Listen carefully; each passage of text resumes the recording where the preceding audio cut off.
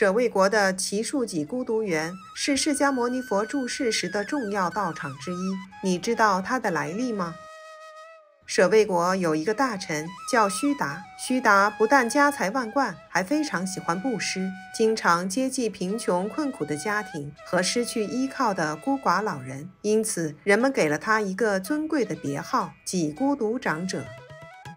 给孤独长者有7个儿子，除了最小的那个，也是他最疼爱的那个，其他的儿子都已经娶妻成家。长者一心想为小儿子寻得一门好亲事，于是找来很多婆罗门，让他们在王舍城中四处打听，看谁家的女儿品貌端正又年纪相当。舍卫国还有一位大臣叫护弥，这天其中一位婆罗门来到他家乞食，见到一位美丽的妙龄少女，觉得和给孤独长者的小儿子非常般配，于是问道：“你是护弥的女儿吧？你定亲了吗？”女孩摇摇头说：“没有。”婆罗门又问：“你父亲在家吗？去请他出来，我要见他。”于是婆罗门代替须达家向护弥家求亲，并马上写信给给孤独长者，告诉他详细的情况。长者接到信十分欢喜，带着载满珍宝的车队到护弥家正式提亲。护弥热情地迎接他，还请他当晚就住在家里。给孤独长者自然是欢喜应允。他发现护弥家里上上下下的人忙着置办饮食，看样子将有很多客人光临，于是好奇地问：“这么晚了，您还在准备宴会？明天是国王、太子、大臣们要来吗？”护弥说：“不是。”“那是还有姻亲要来吗？”“不是。”“那是要做什么呢？”给孤独长者大为不解。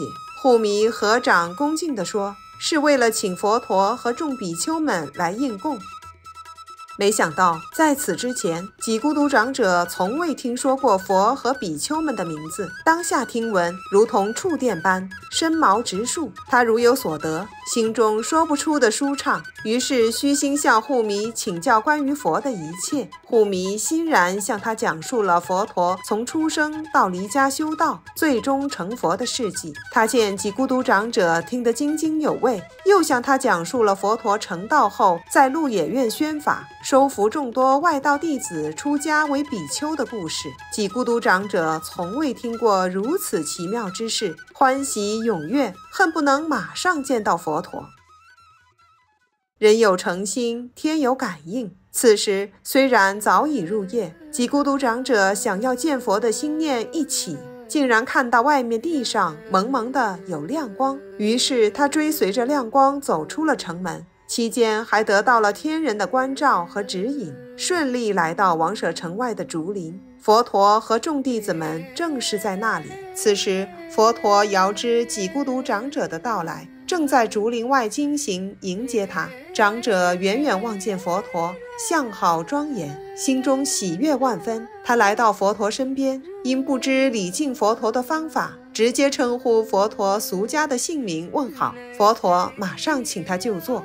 此时另有4个人前来礼拜佛陀，先是行接足礼，然后胡跪问安，接着又绕3匝，然后才退坐一边。长者见之愕然，原来恭敬之法应该这样啊！于是他起身依法礼拜佛陀，然后才退坐一旁。随即佛陀向他宣说苦、空、无常、无我4谛妙法。给孤独长者当下领悟，成须陀洹果。他长跪合掌道：“恳请佛陀屈尊到舍卫国讲法，使那里的人都能听闻佛法，改邪归正。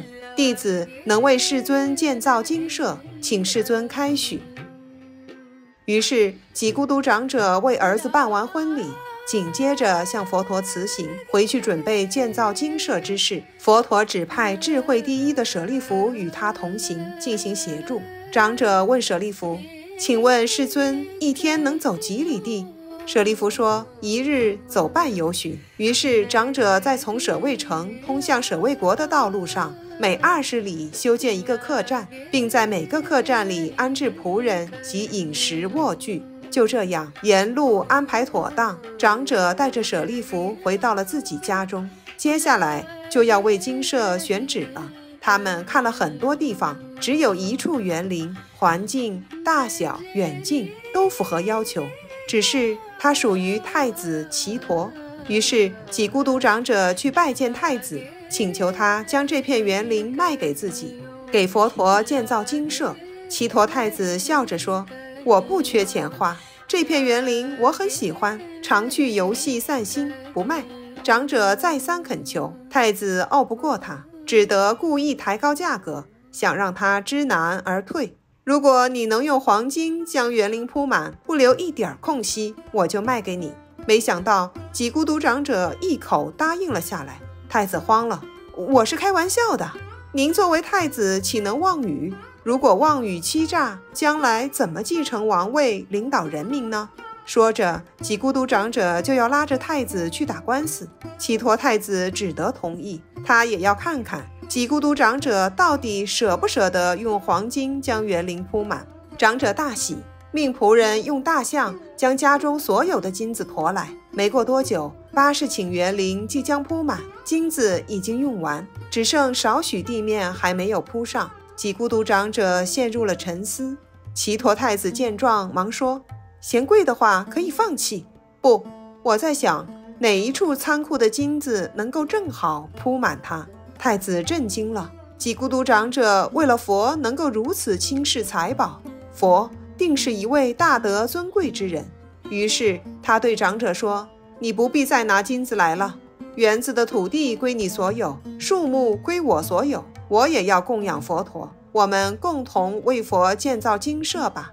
就这样，几孤独长者以黄金铺地，向齐陀太子购买园林，并感动太子共同为佛陀建造精舍的事传开了。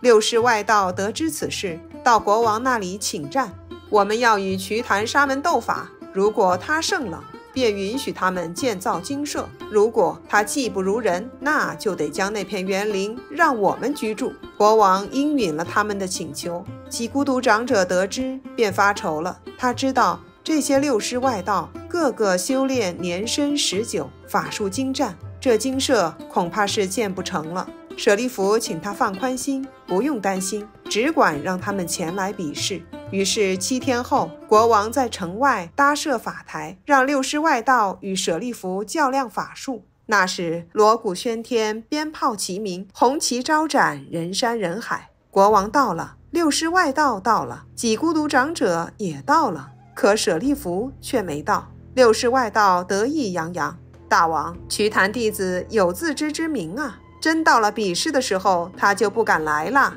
国王催促长者道：时辰已到，你师父的弟子应该赶快来才是。长者急忙去寻找舍利弗。原来舍利弗在一棵树下进入了禅定，他在禅定中思维，参会的这些大众修习邪道已久，傲慢自大，对待其他众生如同草芥，唯有以三德来降服他们，并立誓道：如果我在无数劫中慈孝父母，敬重沙门及婆罗门的话，那么我一入会场，在场的众人都应当给我施礼。舍利弗从禅定中出来，整理好衣服，跟随几孤独长者进入了会场。六师外道见到舍利弗庄严肃穆的风采，不由自主地纷纷起立，向舍利弗施礼。尊者就坐，斗法大会正式开始。六师外道变出花束，舍利弗变出旋风，将树连根拔起。六师外道变出七宝水池，舍利弗化作6牙白象，用鼻子吸水，水池当即隐没不见。六师外道变出七宝山，舍利弗化作金刚力士，用金刚杵将其破碎，化为乌有。六师外道变作巨龙，舍利弗化作大鹏金翅鸟，抓住巨龙将其撕裂。六师外道变作一头牛，刨地大吼，舍利弗化作狮子将其吃掉。六师外道变成夜叉鬼，头上燃着火，张牙舞爪扑来。舍利弗变成毗沙门王，抓住夜叉。此时六师外道已然屈服，舍利弗大获全胜，与会大众也心悦诚服。舍利弗趁机为大众说法，有人证到须陀洹果，有人证到斯陀含果，有人证到阿罗汉果，还有人证得阿罗汉果。六师外道的徒众们也纷纷请求跟随舍利弗出家学道。终于己孤独长者可以动工为佛陀建造精舍了。后来佛陀对阿难说，这个园地是须达所买，树木为祇陀所有，二人齐心成就了此精舍，所以为他取名为太子祇陀己孤独园，传世后人。